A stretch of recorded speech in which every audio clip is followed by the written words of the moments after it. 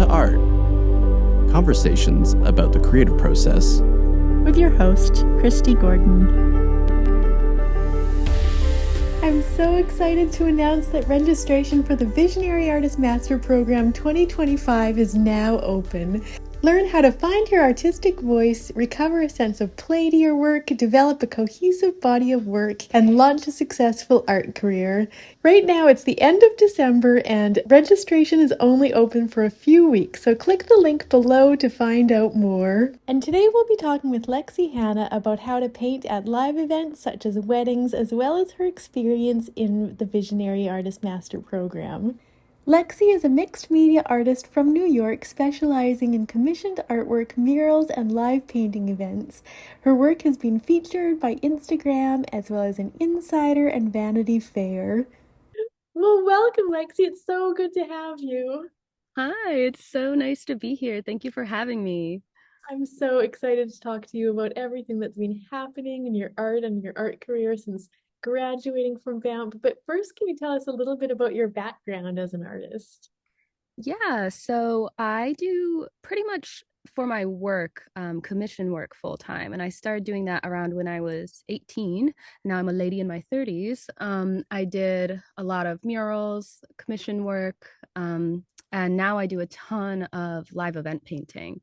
So I just work with a wide variety of clientele.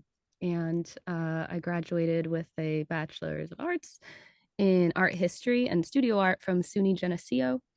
And I just was really lucky where I was sharing this work that I was being commissioned to do starting when I was in college. And the magic of the internet, it just got out there. And then it kind of snowballed from there. And before I knew it, I was supporting myself with artwork.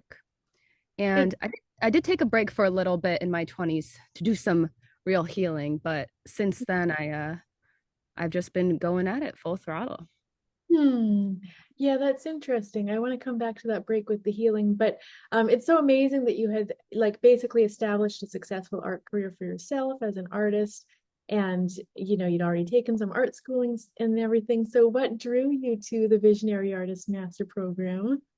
Yeah, well, so what's interesting, it felt very much just the right time where I was very happy to do commissions full time. Like I loved it. I loved painting people's cats and dogs and houses and their walls. But after a while, I noticed how I was always painting about other people and I got really good at capturing their visions. And I started just having more and more of this desire to dive into my own voice. And I was like, what's that gonna look like? And for a while I explored back and forth, like, oh, what do I do here? Do I get my MFA? But we had connected around when I started taking painting workshops because I wanted to up my technical skills. And I thought you were so cool. Oh. And you actually, it's funny, we were having a conversation basically about these things. And you were like, well, actually, I happen to be having, and then you like explained VAMP to me. I was like, well, that sounds like exactly what I'm looking for. So that's pretty much like what was going on. I was doing commissions for others and hoping to dive a little more into my own personal voice. It's like so cool because I was rereading some of our notes from like our initial call as you were entering the program. And yeah, you literally said that you want to like find your creative voice, like develop a body of work and get a gallery. And you have totally done all of those things since completing the program. So It's been pretty cool. Yeah, it really changed things for me. And also it was like a journey, because I'm trying to remember like how long was it? How long were we? a little, when was that? I'm actually losing track. Time is so strange. Because so literally so much happened since then because we had our group show in the city in October of 2023. Yes, Yes. that's Okay, right. so yeah, it was that time. And then um I just a lot changed with like my mindset. Um I also just think there's something about like having, like a mentor who's been there validating certain feelings and thoughts and helping to challenge that. And after that, yeah, I've done a lot. My whole life has changed. It's really been really cool since. It is so cool to see that you like did exactly what you wanted. But that's actually so interesting what you were saying. Yeah, about having someone that's been there. I remember that there was like certain moments. Do you want to tell us about any of those? Like, Yeah, there were so I mean, of course, whole thing, 10 out of 10. You did a great oh, job. Well, two things that really I remembered, like I wrote it down. I did a lot of journaling around it. There were two chapters that were like so significant for me, and I it I thought it would be more about like just like technical art, but it wasn't so much about that. It was like the recovering sense of play and then outwitting your art fears. And both of those things were really more about like our mindset. And so with recovering sense of play, that was like so huge for me because I think in the years prior to meeting you, I was like really focusing on studying with these like master painters who were so amazing. They went to like the Florence Academy or they had MFAs and stuff. And I think I got a little caught up in like feeling like I needed to reach this like technical level, regardless of like voice. Just like I got really a little wrapped up in technique where it was a little like distant from the initial reason why I started painting as like a little kid. And it's like, well, because it's fun and I love it, you know, and it didn't have to be so serious. And so you encouraging us to do these like intuitive paintings, that was like that was so cool because like you're a very like obviously very skilled artist, but like being like, yeah, but I play and have fun. Like it doesn't have to have this like serious outcome. That was really huge.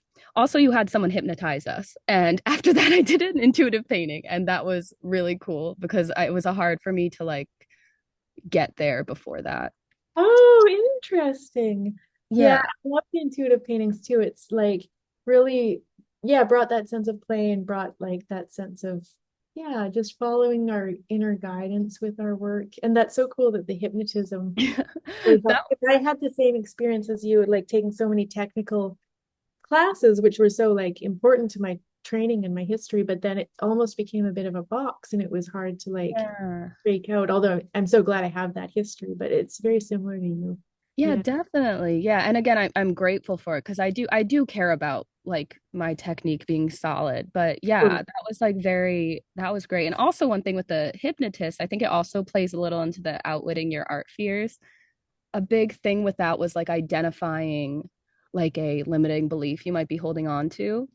And like Yeah, I said before, like in my 20s, I'd done so much like inner work and I really totally. I approached Vamp and I was like, I have ascended. I am healed in every way. You know, I was like, I am just floating on a cloud. And it was really interesting to discover in that meeting. I was like, wow, I'm holding on to things still that someone said to me when I was like 15.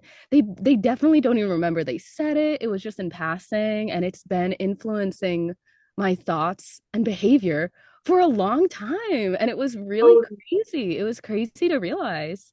I Um, know. Yeah, me too. And I know like a lot of people talk about how useful that like lesson was and the part about talking back. So in the lesson for everyone listening, we identify like ways that we've been sort of talking to ourselves without necessarily like even realizing it, like about our art limiting beliefs, things like I'm a failure or like I can never get it right. There's sometimes these like reoccurring sort of thoughts that are kind of running through our head as we're creating art, and also identifying experiences from our past where people maybe said something offhandedly about our art and we acted tough or whatever and didn't react and everything like that, but deep down it started to gnaw at us. And mhm.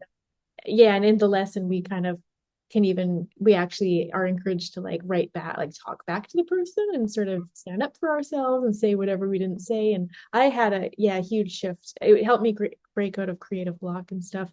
I think I remember talking to you about yeah some experience where you two had started to have that where it starts to gnaw at you sort of inside until you kind of like identify Yeah, like something that like it's like kind of getting at you, but you encouraged me to like externalize it and also kind of around like the brain drain writing we were doing, like really journal on it and explore it because there's so much stuff floating yeah. inside of us, and like externalizing it and just exploring it.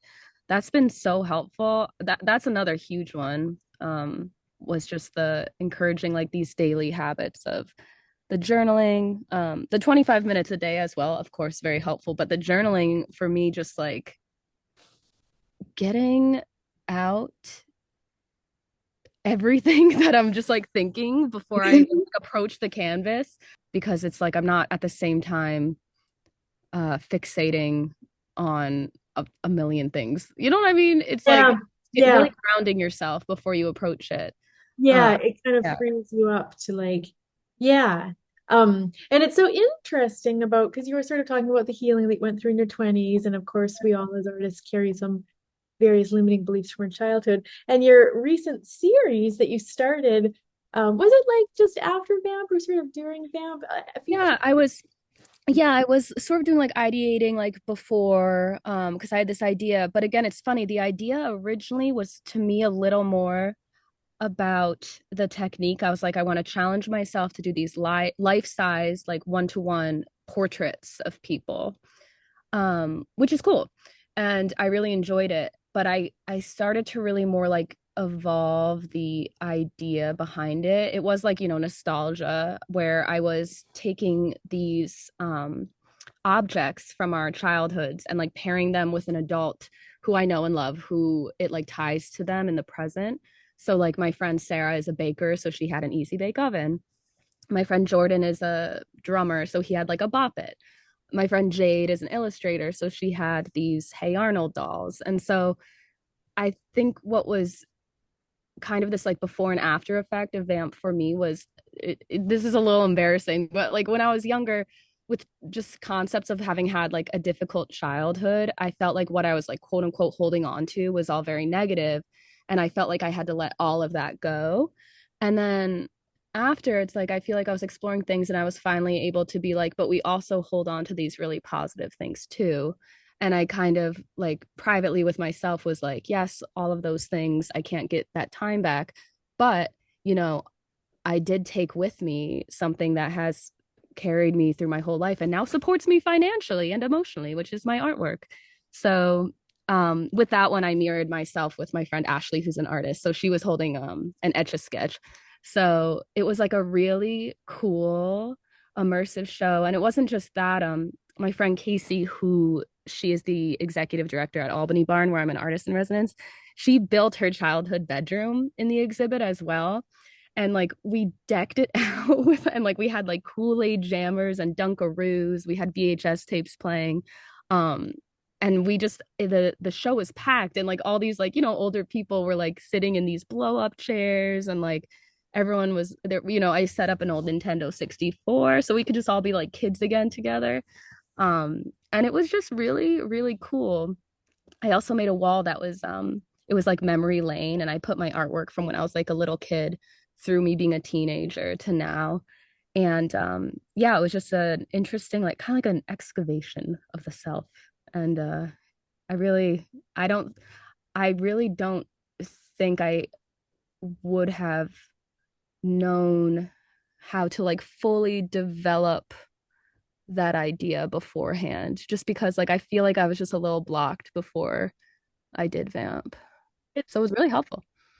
like your whole idea for the show and all the pieces in it are like so powerful, and it's so personal, and it was like so exciting to see your two-person show at the Albany Barn, and then you later had a solo show at City Hall too. Do you want to tell us a little bit about that? Yeah, so that was really cool. So Albany has something called First Friday, and they wanted to have this first time they were going to have an artist in City Hall. They picked me, and I had to put it together very quickly. And luckily, I'm obsessed with my work, and I made it happen. It was it was very quick, and I actually it was actually kind of beautiful, that show, because they literally like they were like, "Can you do this?" And I was like, "Yes." They were like, "Can you install next week?" And I was like, "Oh God." So what I did was I called all these old clients of mine that had like commissioned me for paintings, or like people that have bought my paintings, and I like was like, please, can I please borrow the painting? And they did. Like everyone I asked let me. So like the show, it was cool because it was like in Albany City Hall, and was kind of like a reflection on the fact that I'm being like supported by my community because they commissioned me and support my art career. So it was awesome. That is so awesome. Yeah, it's just like so exciting. I was so happy to see both. So much has happened for you since the Visionary Artist Master Program, or VAMP for short. What would you say is your biggest takeaway after the program? Yeah, I think there's two things. One was like finally accepting, like, oh, I'm a very sensitive person. And that's a powerful thing. And it's not uncommon amongst artists. Like speaking with the other women in the program, it was really powerful hearing all these different perspectives. It's like very, validating, and you have this sense of community around that. When I was young, I thought like shutting that stuff down is what strength is. And I think it's actually like the opposite, and being vulnerable, being willing to do that has like been hugely transformative, not just as an artist, but just a person in general.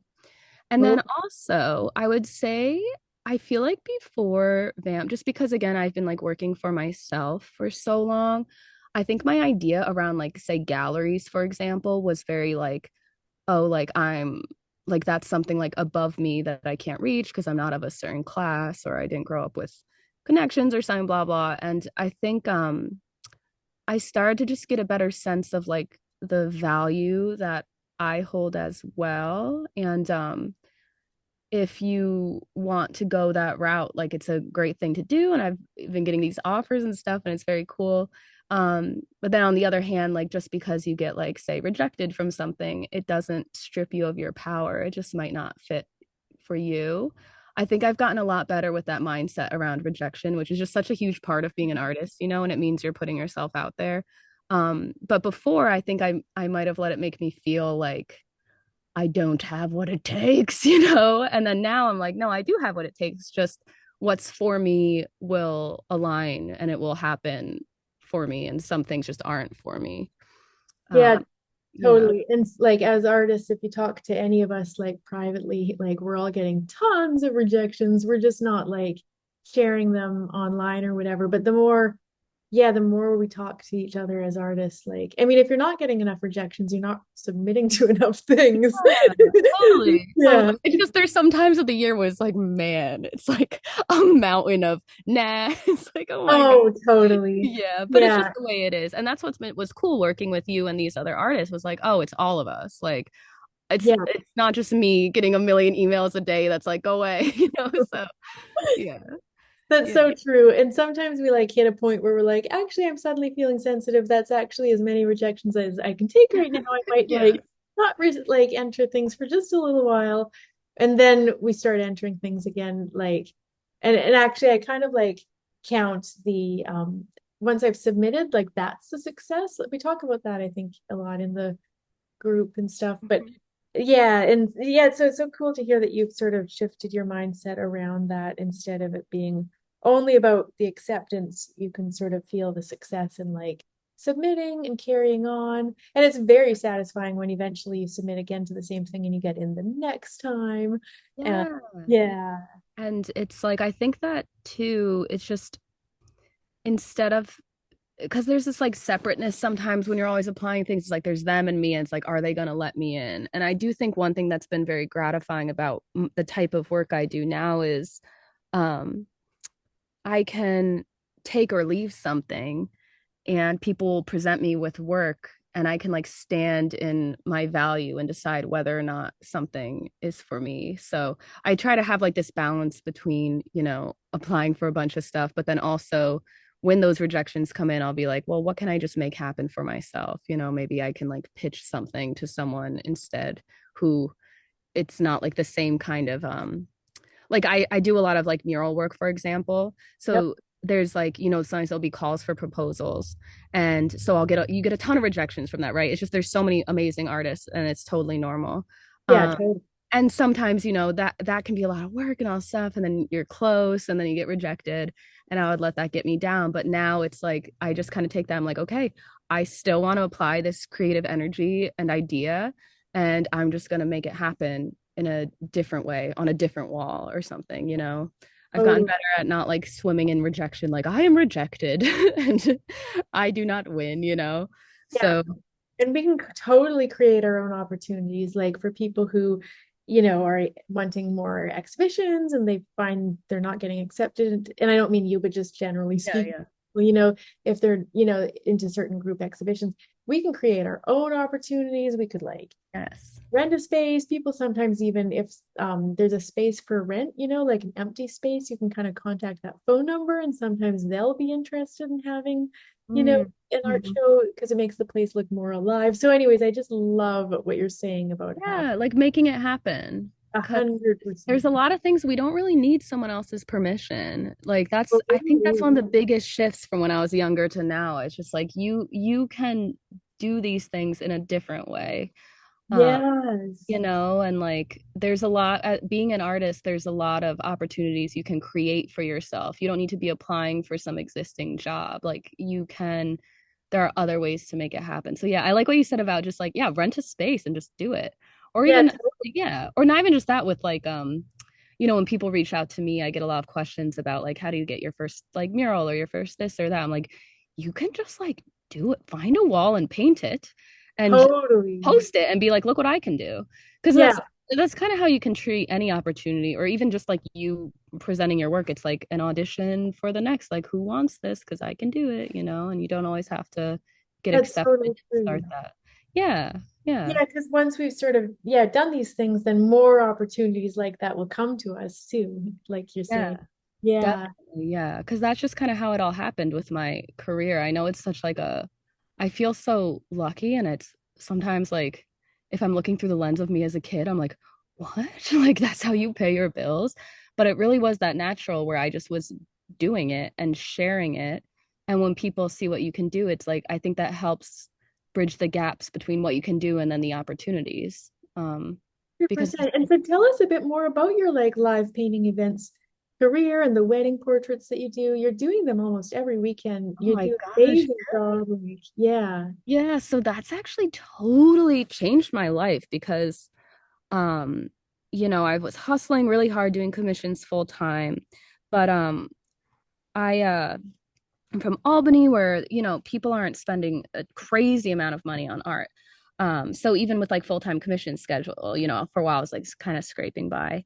And around like I think it was around like 2020, maybe like COVID, this amazing wedding painter was going viral, Maggie Smith. She's so great and she's a really lovely person. And it kind of made the concept very popular because I think not a lot of people knew about it. Like people have been doing it for a long time. I'm connected with a lot of live painters, and some of them have been doing it for like a decade, but it just hasn't been as like popular as a concept until the past few years. And I started having people being like, "Hey, like, will you do this for me?" And I was like, "Ah, I don't know. That's like your wedding, like that's intense." But then I was thinking about, it, I was like, that kind of sounds up my alley because I'm very like peoply. I love parties. Like I love weddings. I love love and I love painting. So hold on, that sounds great. So I was like, what? But I didn't really want to like wing it because someone's wedding is a very serious thing. So Yeah. I actually knew someone, a lovely girl named Kayla. She works in the wedding industry. We were at my best friend's bachelorette and she was like, you should do these. Like, and I was like, can I do it at your wedding for free? And she was like, yeah. So that's sometimes how people start. They'll either offer like a reduced price for their first, or like I it was my choice. Like I offered to just do it for free because it was really like a learning experience for me. And then after I shared that first example, like this wasn't that long ago. This was 2022, and I've done I think last weekend might have been my 100th. Whoa. Yeah. So it's been a crazy few years. And the thing is, it's really changed my life because as you and I have talked about, like my dream was to also be in New York City more. And I've been able to now like rent space there to do artwork and stuff because it just really upped my income. Like the demand is just like it's up there because it's really growing. Yeah. And also it's just like I'm in a good mood a lot of the time because I'm always around people talking about how much they love each other. Like Oh, weddings, like it's just like a bunch of people go up to the mic and they're crying about how much they love their son or sister or daughter. You know what I mean? It's a really positive environment. yeah, to be around all that love and the bonding and then to capture that like special moment. Yeah. Yeah, and it's really gratifying for me because I finish them on site and to like give them this gift. It's really I feel really lucky and I'm glad it exists as a concept. I feel like if I'd known about it when I was younger, I would have relaxed a bit because I would have been like, okay, that's like something that I can do for work. Because I knew I was like, all I want to do is paint all the time, you know? Um, and That's been amazing. And so yeah, that really changed my life financially. And so the demand for that, I can't really keep up with it. So I'm lucky to, well, just the internet. I'm able to connect with other painters or friends that haven't done it before and get them gigs, which is really rewarding to me because my whole thing is I want to like embody the people who have really like inspired and uplifted me. And like, you're totally one of them who's like, you know what I mean? Like, I just want to be like generous and open. So the cool thing about the live painting community is we all kind of just like refer each other. Like I'm not taking a cut or anything. I'm just like, you'd be good for this gig. Are you available? Um, so it's just like it's really good energy. I've loved that. And it's so great that you have a good living, and you can support your art career and then also explore, your own voice. And it's everyone's dream as an artist, I think, to be able to paint and make a living and then also, create your own work and yeah, just have a stable artistic life. It's like so inspiring. Yeah, And yeah, it was quite the hustle for a while, don't get me wrong. yeah. But no, I again it's like kind of hard to believe sometimes. I feel so grateful and lucky for it. And yeah, I would say like all the hustling, a lot of it was like I just want to make enough to create more space to explore that personal work. Because when you do commissions full time, and again, I'm someone who I do enjoy it, it does take up most of your like painting time because you have to, you know, that's like your work, you have to make the paintings. So when you're able to like make a little more, you're able to just carve some more space. Because like I did things very much like the commission route. Like I wonder how things look more for, you know, like you, for example, are like a gallery artist, right? Like you produce original. I know you also do commission work too, but you primarily do your original work, right? Yeah, but I make a but like quite a bit of my income from commissions too. Yeah, I Oh, mean okay. maybe it's a bit I'm not even sure actually. But I guess most of my time is spent on the personal work and then I do commissions too. Maybe like a couple a year or something. Do you relate at all to like I wonder how you feel. Like for me, the one thing like now, like I'm finally feeling a little like I guess the word is safer with like diving more into more original time because you know, if they don't sell, it's okay.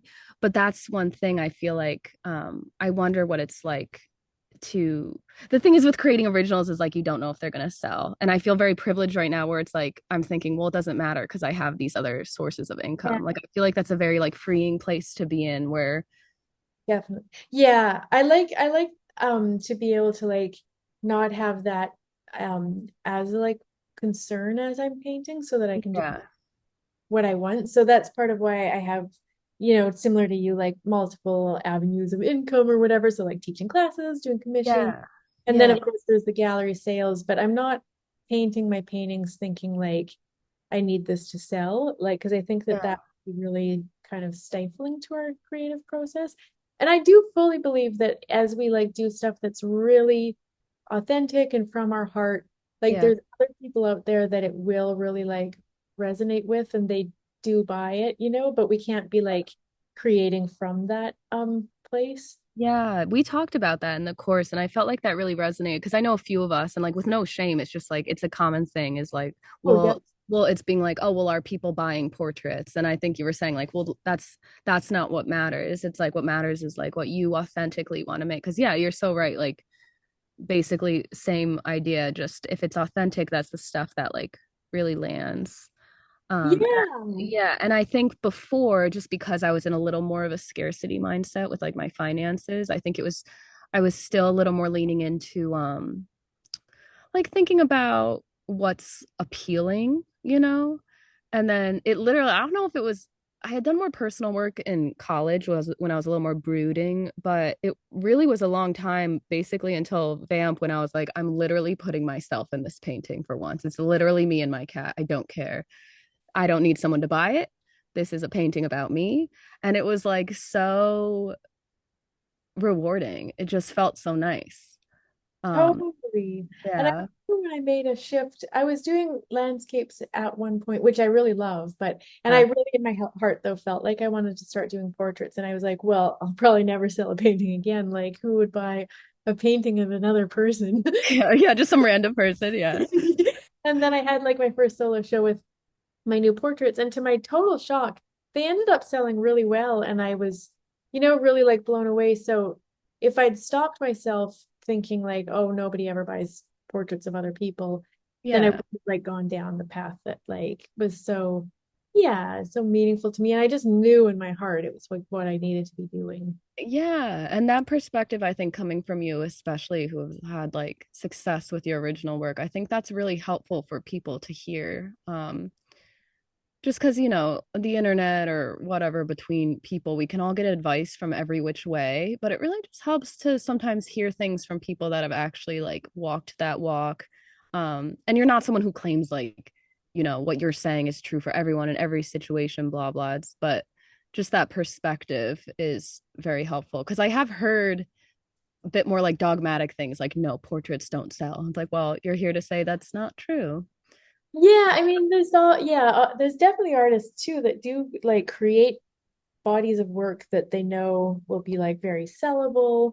Mhm. And that's like definitely like an option too. And I have sort of started down that route before, but eventually I found that I just never wanted to paint again. So Yeah, yeah. we, Well, because we just to like dive into your own, just basically what Vamp was about, just diving into your own voice. I think before that too, a bit of an idea was like, I don't know, maybe because it's tied up with income. I was like, well, it's kind of selfish to be, painting what you want to paint because there's all these people waiting for their paintings. It's like, well, hold on. This is a very like personal practice and like treating that as like sacred space.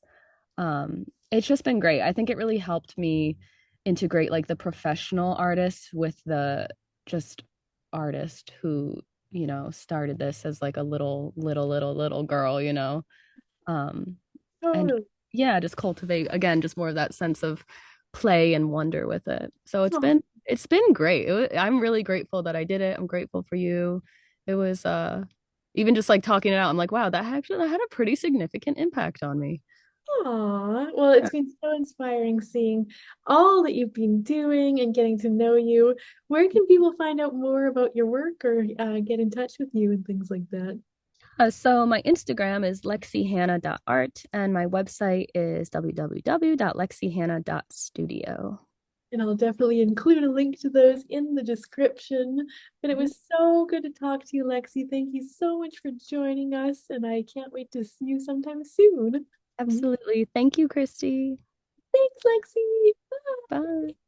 Don't forget to click the link in the description to learn more about the Visionary Artist Master Program 2025 and sign up today.